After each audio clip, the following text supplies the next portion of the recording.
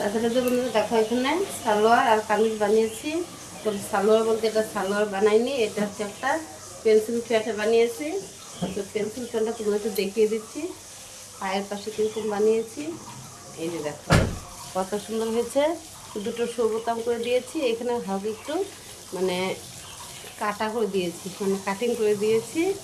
তো দেখো তোমাদেরকে দেখাচ্ছি কীরকম হয়েছে। এরকম আগেও আর দুটো বানিয়েছিলাম, তো ওগুলো তোমাদের সাথে শেয়ার করা হয়নি, তবে এটা আজকে একটু তোমাদের সাথে শেয়ার করছি। তো কীরকম হয়েছে তোমাদের কাছে পেন্সিল প্যান্টটা একটু কমেন্ট করে জানাবে। আর দেখো দেখতে কামিজটা বানিয়েছি, কামিজটা দেখাচ্ছি তোমাদেরকে একটু। এই যে এটাকে বোট নেক করে দিয়েছি। তো যে বানিয়েছে আগেও বানিয়েছিল, তো এখন নাকি ভালো লেগেছে তাই আবার এসছে। তো দেখো কীরকম কুর্তি কুর্তি মডেল করে দিয়েছি।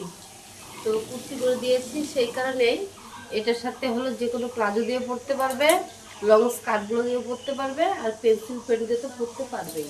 আর তাছাড়া এটা দেখো একটা ফুল স্লিভ করে দিয়েছি, কতটা সুন্দর হয়েছে। আর ব্যাকপারটা দেখো একটু তোমাকে দেখিয়ে দিচ্ছি।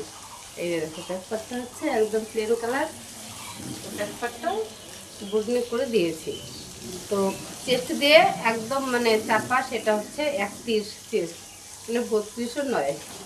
তো কেমন হয়েছে তোমাকে সালোয়ার কামিজের ক্ষেত্রে? এটা তো আর সালোয়ার বানাইনি, এটা পেন্সিল প্যান্ট বানিয়েছি।